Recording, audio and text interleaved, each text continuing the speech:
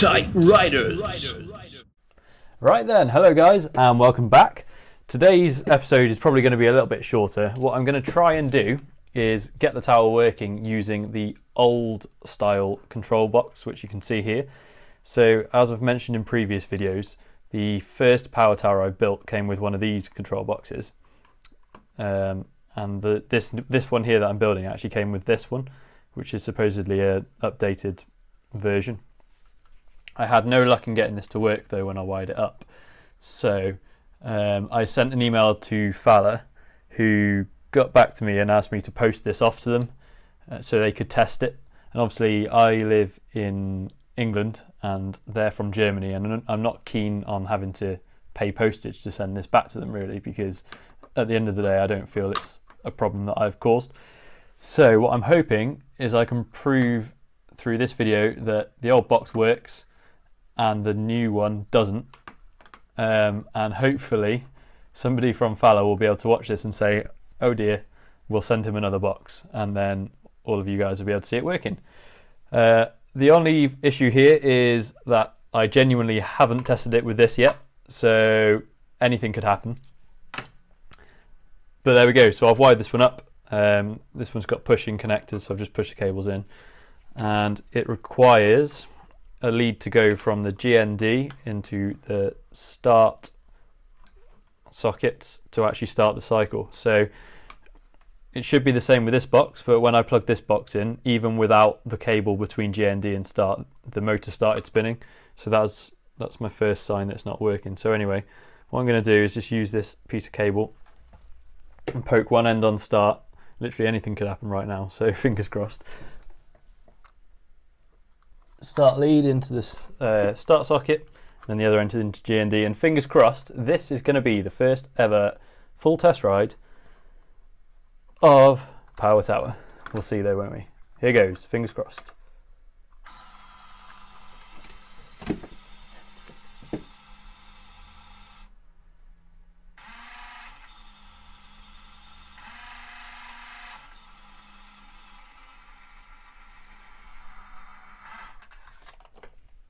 So there you go, there's proof the control box is working. I think my thread's got a bit stuck. So I'm just going to pause it and sort that out, and then we'll try it again with this control box. Alright then, so we're back again, and this time we're going to do exactly the same thing, but using the control box that came with this kit, which I believe is faulty. So I've wired this one up already. I can't really move it very far because the cables are all tight. But I can assure you it is correctly wired. One thing I did find interesting is that with this version of the control box, you need to run the lower and upper reed contact cables into the GND socket as well as the start cable, whereas on the other control box the reed contacts don't go into GND, but this is what it says to do, and there's no other place where I'd think it would go. So anyway, I'm going to turn it on and see what happens this time. Obviously all the components, the reed switches, cables are all exactly the same. Just plugged it into this box instead.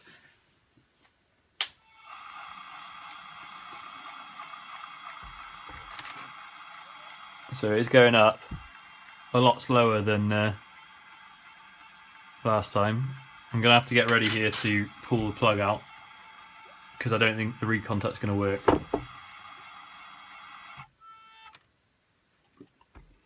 So yeah, it got to the top at a slow speed and it's not responded to the reed contact at all.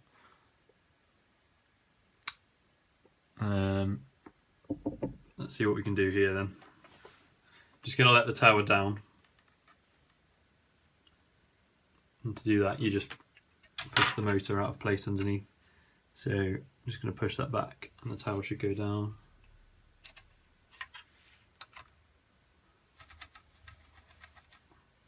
Hopefully. Right. What shall I try? Should we just try it again, see what happens?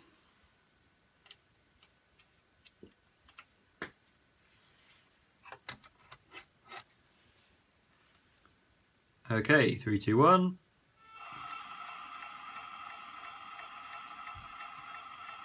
So it's definitely going up a lot slower.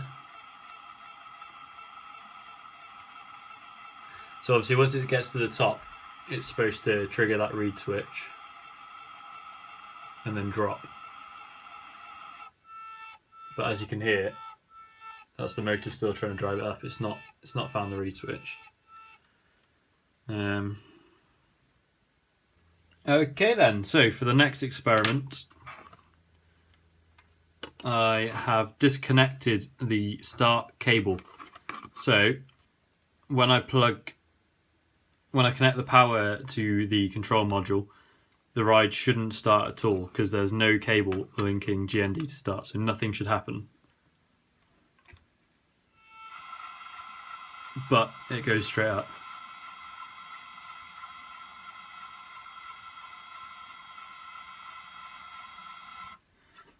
Which makes no sense to me. That definitely shouldn't happen, and it doesn't happen with the other control box. So that's bizarre.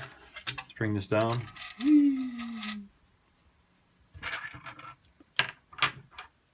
And finally, for this test, I've disconnected everything except the motor. So the only thing connected now is the motor. There's no start cable in, so it shouldn't start. And obviously, if it were to start, the reed switches aren't going to work this time. But the test here is just showing what happens. So I'll connect the power with these two. Oh, I haven't put the motor in place. This is running. Let me just push it back in. There we go. So I'll do that again. Connect these together.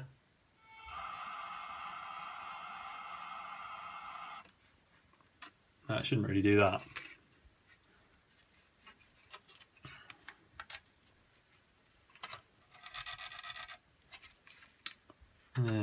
Let's see what. So I'll just take the motor out so you can have a closer look at what's going on. We've got control box and motor. Pop them there. Connect the power. I don't know whether you can see it on the camera, but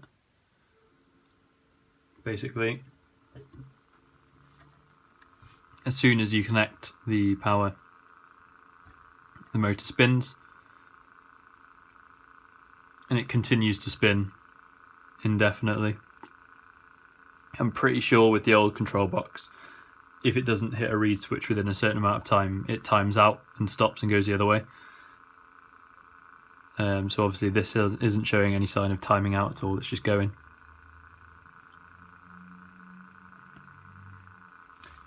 One other thing to note as well is that inside here, I believe there is it says control LED, which I believe is supposed to light up. Or is it in the middle there? No, that's not. So yeah, this one here is supposed to have an LED in the bottom to prove, like, it should light up, I think, when the motor's running. In the other control box I have, every time the motor runs, so as it goes up the tower, that comes on, and then as it comes down, that goes on again. Obviously the motor is now running. I don't know if you can see it still. There it is. But there's no LED, and I haven't seen that come on at all. So yeah, thanks for watching. There's not much more I can show you on this part of the video. I just wanted to kind of show you what issues I was having, and hopefully somebody from Fowler can watch this and send me a nice new box. I think I'd rather have one of the old ones, to be honest. I do actually have another friend who's got one of these, and he also had exactly the same problem and couldn't get his new one working.